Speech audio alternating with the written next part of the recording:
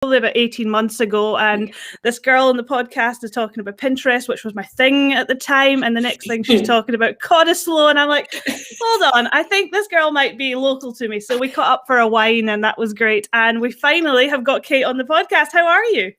I'm so well. How are you going? I'm super excited to finally have you on the podcast. That's where I'm at today. I know. It's so funny because so often, like, you make these connections online, especially in Instagram, and then you're like chatting on a podcast and you've never actually met. So I think you're the first podcast I've ever been on where we've actually met in real life and sat down and had a chat, which is really exciting. Oh, I love that. That's brilliant.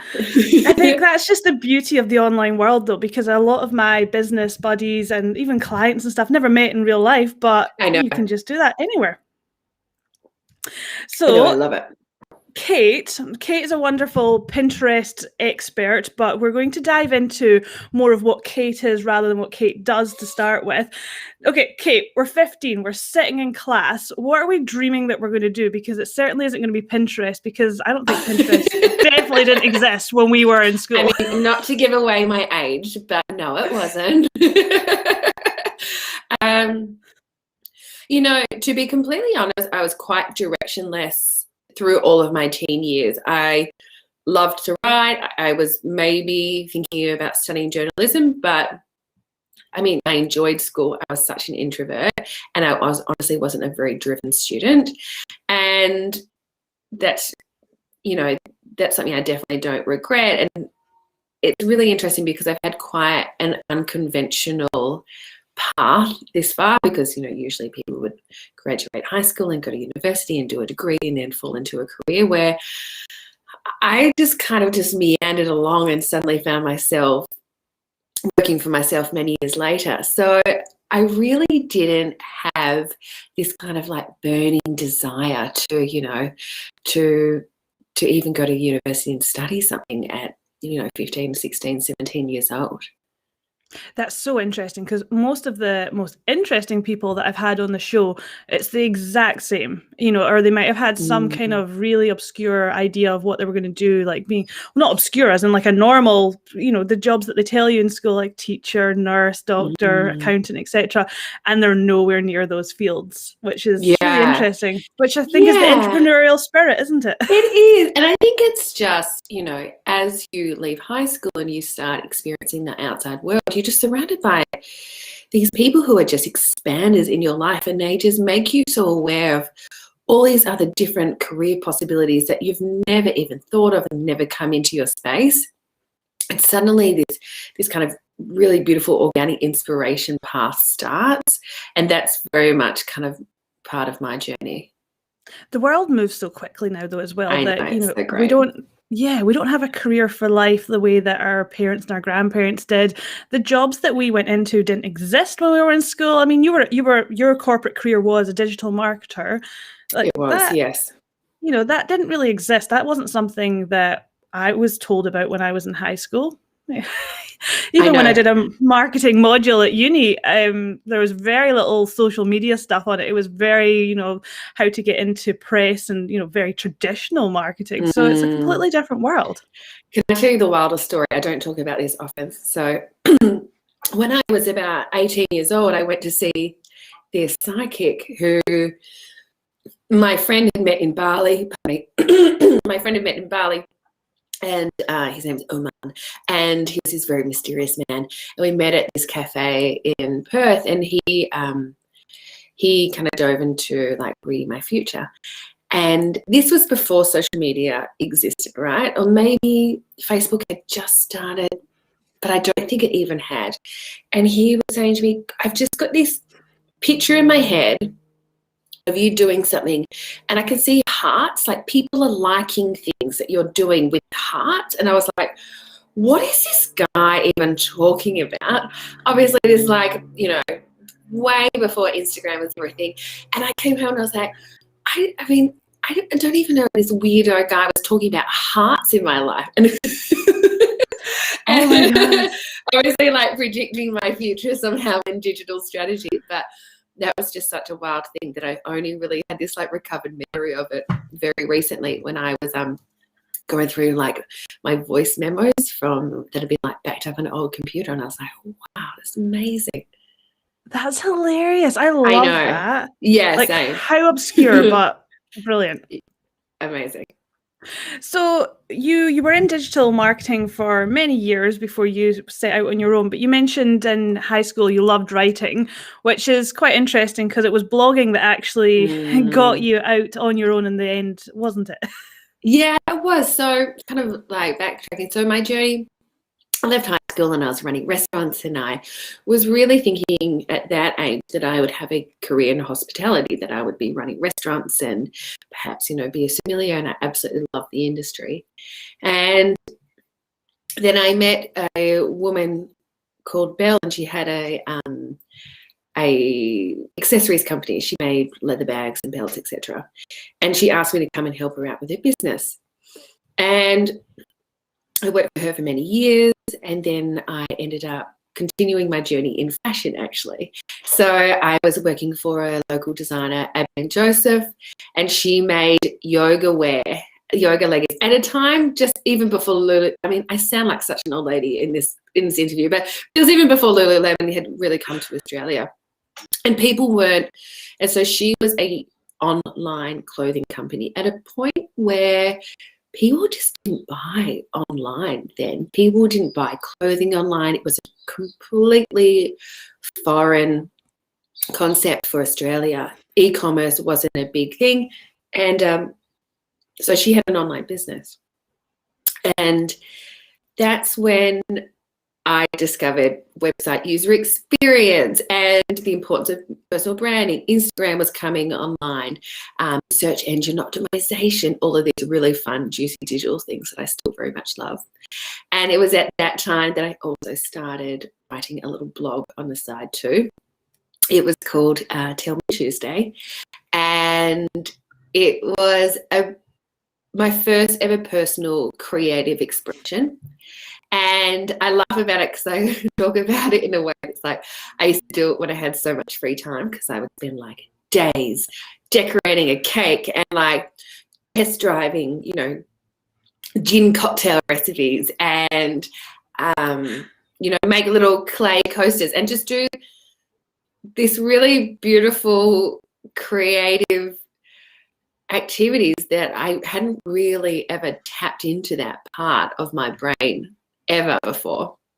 And I was so shy about it that I never put my face anywhere, and I just used like stock photos of other women on my about page. And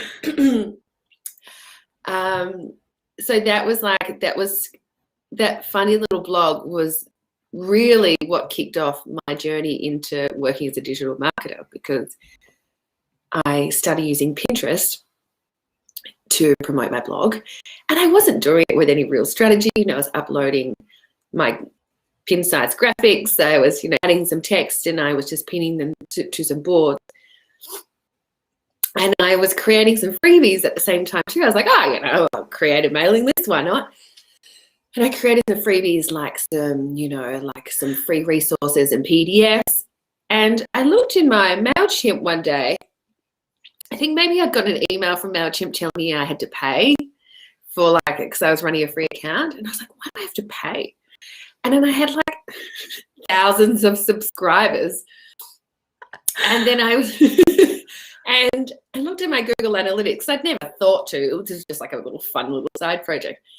And I was getting like thousands of users coming to my website. I was getting all of these subscribers, and I was like, wow, this is really something that's very interesting. There's definitely something to this. And yeah, and that was like start of Pinterest being a really big part of my professional career. Yeah. I love that. So that was just a hobby at that point. Oh my goodness. It was the most fun hobby ever. And I had set up a little studio in my front room, and I had like local photographers come and help me shoot specific things. And I was doing, sponsored posts for Campari and Kathy Sparkling Water. I mean, it was just like the most fun ever. Like, well, that was going to be my next question. Did you commercialize it? But you did. I mean, not really, to be honest. I was just such an introvert that I probably could be right now like an OG Instagram lifestyle blogger, but I was just so shy about it. I mean, honestly, 2 of my friends knew about it, and obviously my partner Clint, but I just didn't talk about it at all because I felt so vulnerable about it because it was something that was a creative expression, and that felt personal. It felt really personal, and I felt really scared that people would criticize it or make fun of it, and maybe just think that it's a silly thing. So I honestly just kind of hid behind it a bit. And then a few years ago, I thought, oh, I better shut this down because I'm not doing anything with it. So that's completely gone now. Yeah, the website's gone. I mean, it's like archived somewhere. The Pinterest Pinterest all the recipes. All still those got all gin the recipes. It's so funny. I had started in the blog, in addition to like talking about, you know, cocktails and cupcakes, etc. I'd also started writing some posts about blogging, you know, and how to, you know, get your blog to rank. And then I started writing a couple of posts about Pinterest. And so I set up some 301 redirects. Sounds super dirty. I set up some redirects for some URLs. So if someone came across my Pinterest pin, because Pinterest still keeps driving traffic to this website, it doesn't exist, that they would still find that article on my current website. And every now and again, however, I get an email from someone going, I don't know how I ended up on your website, but I'm looking for a grapefruit and gin and rosemary cocktail. I'm like, yeah, I still got that one. I just sent it through to you. I highly recommend it. You make a bit of a rosemary syrup with some fresh grapefruit juice and some gin. It's like delicious. Yeah. Anyway. Well, a prerequisite for being in like the Megan relevant bubble is that you've got to like gin. So I think everyone's going to want that recipe now. Yeah. Oh my goodness. We should put it in the show notes. I'll find it for you. I think we need to. That's brilliant. And I think that that's really important because there's what I'm trying to step into with what I'm going to be doing in the new year, which seems like a long way away, but also we're in August already, so it's a bit scary, is definitely working with those entrepreneurs, those people that are, you know, entrepreneurial but are currently in organizations. And, you know, personal branding, I think, is super important. And I know you know the value of it as well. You've really leaned into it for your business, especially in the last few years, that, you know, baby steps is all it takes. Like you hid behind, you know, stock images and your recipes, etc. to start with, but boy, did you get a lot of experience from that. And that's what it's all about. And, you know, taking small steps to have big creative ideas in the end and going and leaning into what you really want. Yeah, absolutely. And the journey for me arriving where I am now, where I feel like, you know, social media marketing can be really a fun, joyful experience while still being really authentic and genuine. It hasn't been a straight line. It definitely hasn't been an easy journey as well. Yeah. And it's so easy to dip into that world of comparisonitis where you're just looking at other Instagrammers going, wow, it's amazing. Like she just gets to show up every day and she just talks to the camera so confidently. And it probably wasn't even 12 months ago when I would record, you know, one story 10 times until I got perfect take, you know, and marketing becoming a really joyful, fun, flowy experience. It's just mindset, right? It's just really just leaning into the belief that no one's perfect and you just have to show up and be beautifully imperfect, and that's when you have those really beautiful, genuine connections to your audience. Couldn't agree more. And I think that it's really important to go on to things like podcasts, public speak, videos, whatever it is that you want to do, or even having conversations with people, because there is no straight line. And when you see a straight line on any social media that, you know, someone woke up and the next day they're a millionaire, like, hopefully we're all savvy enough that we know that's not quite what happened. Yeah. But find out what did happen, because you just need to find people who have had a similar journey, or at least a similar starting point, and are looking or in the kind of direction of where you're trying to go. That's where you can emulate them. That's where that's your mentors. That's the people you want to learn from and stuff. And I think it's super important to be sharing these stories, because your story is important. We've been connected for a while now, and you show up really confidently on Instagram. I'm like, okay, Kate knows her shit. She is like confident. She is showing up, and that's awesome. But, you know, without having that chat with you, I wouldn't have known that you were hiding behind stock photos, you know, just 3 or 4 years ago. It's a massive change. And then you go, Kate's just like me. I'm where Kate was a couple of years ago, but you know what? There's light at the end of the tunnel. I can be like Kate. Yeah, absolutely. And, you know, we all know that, you know, Instagram and other social media platforms are just kind of a highlight reel of our lives. And so, we've all had those like crying on the bathroom floor moments, right? Where you're just like, what am I doing? What am I doing with my life? What am I doing with my business? This is all wrong. You know, I'm wasting my time. Everyone else is doing it better than me. Like, we all have those thoughts that go through our mind, and it's just about just kind of still believing in your purpose and passion. Yeah, couldn't agree more. Can we chat a little bit more about that step from corporate into your own business and why that was so important to you? Yeah, of course. So after I had been working for the online clothing company, she sold to a company in Brisbane, and then I kind of didn't really know what I wanted to do. I didn't know. I had been working in fashion, but I wasn't, particularly chasing a career in fashion. I loved the digital marketing side of it more than anything. And I was on Seek, and I saw a job for a studio manager at a local digital creative agency called Media on Mars, who are still in business and who are just such a wonderful company. And I was probably the least experienced person who went for that job, and they really believed in me, and I was so grateful to Cami and the team for taking that leap, because I worked there for 4 years as studio manager and digital project manager, and it was just such a fun experience. They worked a lot in the non-for-profit community organisations, so a lot of their work was dealing with people and creating solutions for organisations that were doing good. And I loved that job so much. And then my partner and I decided to go and live in Spain for 6 months. So amazing. So we subletted our house and moved over, spending most of our time in Barcelona for 6 months, which was an extraordinary experience.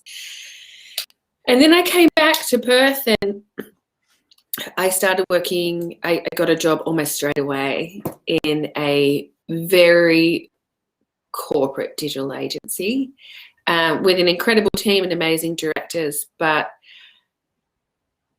I probably jumped at the job too soon, because their clients just weren't where my passion was. So they worked a lot in the oil and gas, mining.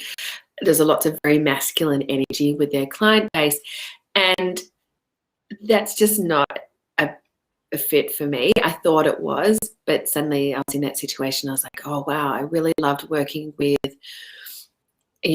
feminine contacts and people who were, contributing to the community. And I just was feeling really unfulfilled. And I had also been playing around with Pinterest. I had 2 clients. I think I was charging $100 a month or something for, like the most ridiculous amount of money. And I realized that I was just so desperate for a change.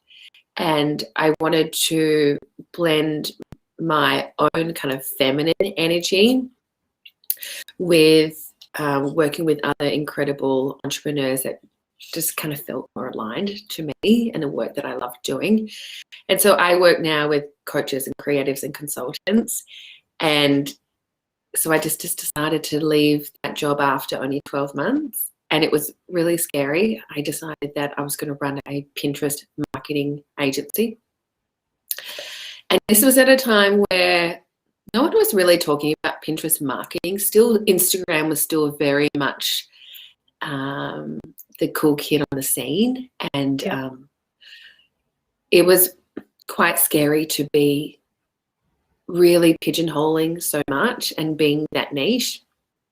And my partner was saying to me, oh, I don't know about this. Maybe you should offer Instagram as well. And I was like, no, I really believe in it, like I really, really believe in it. Everyone is doing Instagram. The market is so saturated. And I really I believe in it so much. And kind of in there, I kind of skimmed past it, but I'd had a bit of a burnout coming out of corporate and starting my own business and that transition.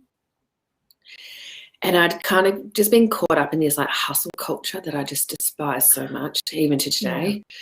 Yeah. And there was just all these messages at the moment at that time on Instagram, like, you gotta show up every day, hustle harder, we're a hustle harder queen. And I was like, I don't align with these values. And what I'd seen from Pinterest is that you could still grow your business and drive tons of passive income without having to show up every day, without even having to show up once a week. You can create one bit of content. It can drive traffic to your website for 8 years. I mean, it was just extraordinary. And I loved that from a values perspective as well, as, coming out of a burnout.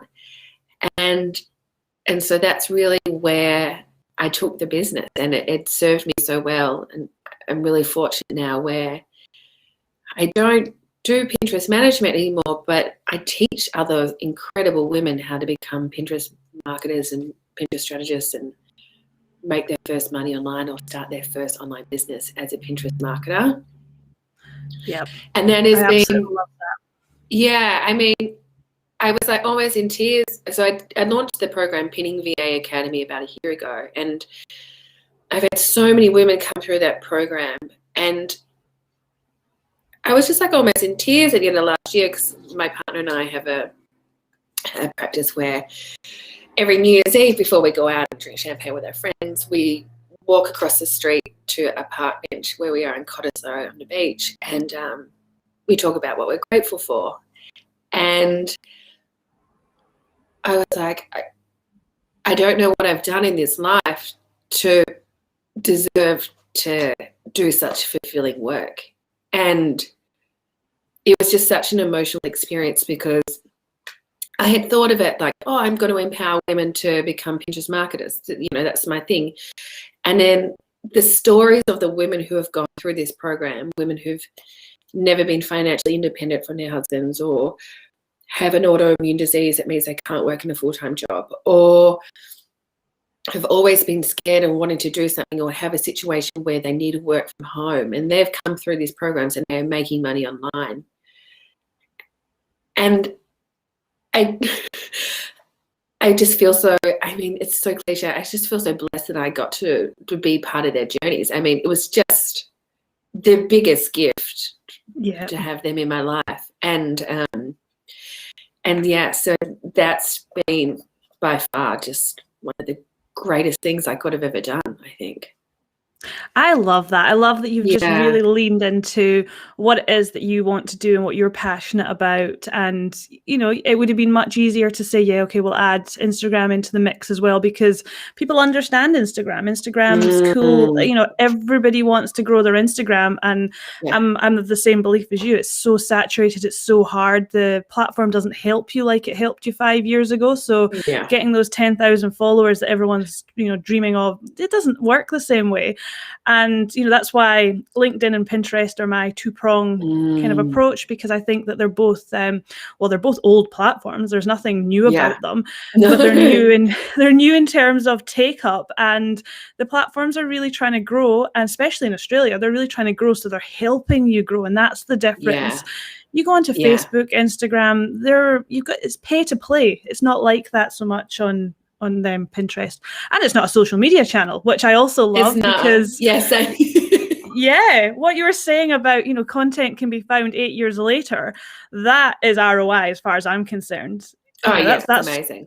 that's worth sitting down and recording a podcast to make content, or writing a blog, or creating that freebie or something like that. On Instagram, what is it? 24 hours shelf life if you're lucky. Yeah, you're lucky. Yeah, that's it. Yeah, I mean, it's Pinterest is such an interesting platform. And I know we always think about it as like a place for like recipes and wedding planning, but the way we talk about it through the VA Academy is as a, pardon me, a visual search engine. And that's probably why I loved it so much, because I'd worked in search engine optimization, with this yoga pant company, trying to get us to rank in Google. And you do the same thing inside Pinterest. You try to get your pins to rank first in the search engine. And that's just, just such a incredible tool for, I don't want to sound too market kind of lingo, but, this evergreen content. It's just extraordinary, which is why I'm still sending people rosemary gin cocktail recipes 8 years later.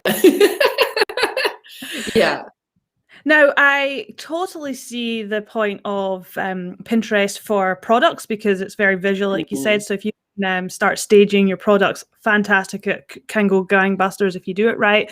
Service providers, I find slightly harder to try and kind of get that same kind of impact. But from a personal brand perspective, how do you see Pinterest fitting into someone trying to build their personal brand, trying to become the expert in their niche? Do you see a gateway there? Yeah, absolutely. So Pinterest is the right platform for anyone who is publishing any content online. So that might be a shop with physical or digital products. It might be a blog. It might be a podcast, etc. And so really it's just a traffic driver. It's this engine that keeps driving thousands of people to your platform and getting more eyes on your work. And when I've worked with clients over all these years, the ones that have the best results from Pinterest are the ones who create an opportunity for that Pinterest user to actually stay in their inner circle. And that's whether it's an invitation to join their Facebook group or jump on their mailing list, subscribe to their podcast, whatever it may be. Because we know just from websites in general, there's these crazy stats like there's a 90% chance that anyone who visits your website will never visit it again. Don't upset everyone. It's too early in the morning. And so really it's about trying to keep them in your inner circle and make sure they continue to see your incredible work that you've worked so hard to create. So if you have a freebie opt-in, a masterclass, a free training, and a PDF guide, some templates, if you're a creative, whatever it may be, some kind of free resource as an exchange for your email address, Pinterest is just this incredible tool for growing your email list. I mean, it's just extraordinary. Yeah. And so for a personal brand, it's more top of the funnel to get them into your community as opposed to end game. Right. Yeah, exactly that. Right. And I mean, I could talk about Pinterest till I'm blue in the face because I just love it so much. Well, because I love digital funnels, and Pinterest is just such an incredible driver. It is that big kind of engine that does push users to your website. So the great thing is that let's talk about Instagram versus Pinterest. So an Instagram user is just kind of mindlessly scrolling, and to get them actually off the platform is really hard. Instagram keeps kind of creating all of these features like reels and lives and stories to make sure that we stay on there longer and longer and don't go anywhere, right? It's a very intentional strategy that the creators have, where Pinterest wants you to come to the platform, search, like you search in Google, find exactly what you're looking for, and leave. And so they're far more likely to convert into a subscriber or a sale than users from any other platform, because they have intentionally searched for exactly what you have offered. They've intentionally searched for it, found that you have it, and then they come to your website, already engaged in this topic. It's not like Instagram where you're just like, hey, are you interested in this topic? Hey, are you interested? And hoping to kind of like catch flies that way. Pinterest is a far more intentional platform, and that's why those conversions are just so powerful. Yeah, no, I love that. That's brilliant. That's a great way of explaining it, actually. The fact that it's a search engine, people go on knowing exactly what they want. Whereas you're right, on Instagram, I'm looking at holidays, then I'm looking at puppies, and the next thing I'm looking at where the most smashed avo is. I'm looking at dog influencers. I'm looking. Yeah. I'm looking at like the inspired unemployed. Like I'm looking at everything, right? And I'm just searching for like to be entertained, where Pinterest is that intentional platform, which is so great. You know why you're there. No, I love that. Kate, what's next for you? Because like you said, you're not actually doing Pinterest management directly for clients anymore. You're more kind of upskilling so that there's more Pinterest VAs out there in the world. But what's next for Kate? So my intention for my business, move away from niching so hard into Pinterest, is just continue to help entrepreneurs, coaches, consultants, creatives really amplify their income. I'm wildly passionate about repeatable cash infusions. And so what that really means is I still love Pinterest, obviously, as you can tell from before. Oh, yes. But it's just really one piece of the pie and one thing that I'm kind of wildly passionate about when it comes to digital marketing. And I just really just want to kind of continue to pull in more of those pieces that I really just love to use. So things like sales funnels, helping my clients who are coaches who have developed online courses, create evergreen systems. Is a big focus in my business right now, and that'll just kind of continue to grow and flow. And as I continue my journey into more marketing mentorship and business coaching as well, which is so exciting. Yeah, I mean, I feel like you said that, you know, you've been wanting to interview me for ages, but I feel like this has actually fallen at such a perfect time because I've just kind of come out of another, like, my business coach calls it like the mushy bit of when you're like a caterpillar about to become a butterfly. You know what I mean? Yep. And so you're just in that squishy bit when you're like redoing your website and like reassessing my branding and reassessing my team and those positions and everyone's roles and kind of what it looks like. And it's all just been a bit like a soup up until about a month ago. So it's a very exciting time to be chatting with you. Oh, I love this. This is really exciting. Yes, I'm also in the mushy bit because not that you knew this, Kate, but this is actually going to be the last Personal Branding Exposed interview for quite a while because I'm also turning into a butterfly, let's call it that. Sort of doing more of the same, but more directed to a specific target audience to really kind of hone in and make it more deliverable because, you know, I started my business at the start of COVID and, you know, I kind of had an idea of what I wanted to do. I've done some great things with some great people. And now you're right. You get out the mushy bit and now I know which parts really worked and which parts I loved because I think we lose sight of that. You get clients that are willing to pay the top dollars, but they're not who you want to work with.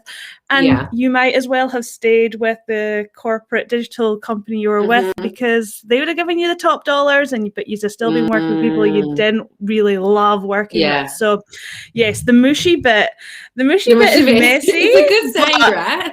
It's so good because when it starts solidifying and you start seeing the assets and the things that are coming together, you go, that's why we're here.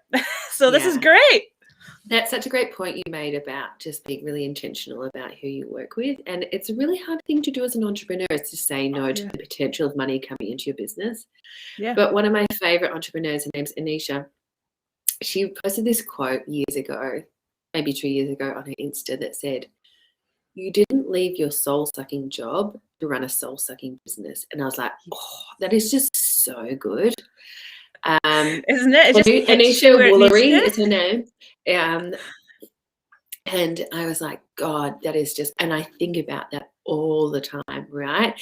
And so whenever there's the intention of just kind of going off course and going off track, be like, I mean, I don't usually offer that. That's not something I usually love to do, but, you know, oh yeah, maybe I'm thinking about doing it, it's always just like a really great reminder to come back to your core purpose and passion, and kind of really and what actually lights you up. 100%, and say no to Instagram and yes to Pinterest. Yeah. Exactly right. Yeah. It's Thank really you just so much. This has been brilliant. Great insight. I love hearing about your journey more than anything. I mean, I love Pinterest, so I'm with you on that one anyway. So you've got a converted fan there. But in terms of your actual story, absolutely love it. I think it's really important for people to be, especially successful people, and I put you in the successful bucket, to share that story, to share how hard it was, and what the good parts were and the bad parts, because it's not the easy option, to decide to go out on your own. So I love that. Thank you so much for having me. It's been an absolute pleasure. No worries. I'm going to put all your links into the show notes. But for anyone who doesn't read show notes, do you want to just quickly tell them where they can find you?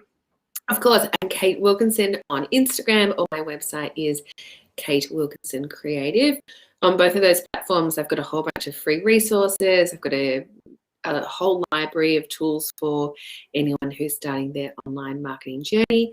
And I've also got a free training about 10 cash infusions you can add to your business right now. So you can find them. They're everywhere. They're almost impossible to ignore. I bet they are.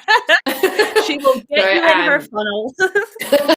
So it's a really, really great a program as well. So that's absolutely free. Brilliant. Thank you so much, Kate. And thank you for sharing all of those little tidbits and your story as well. My pleasure. Thank you so much, gorgeous. Bye.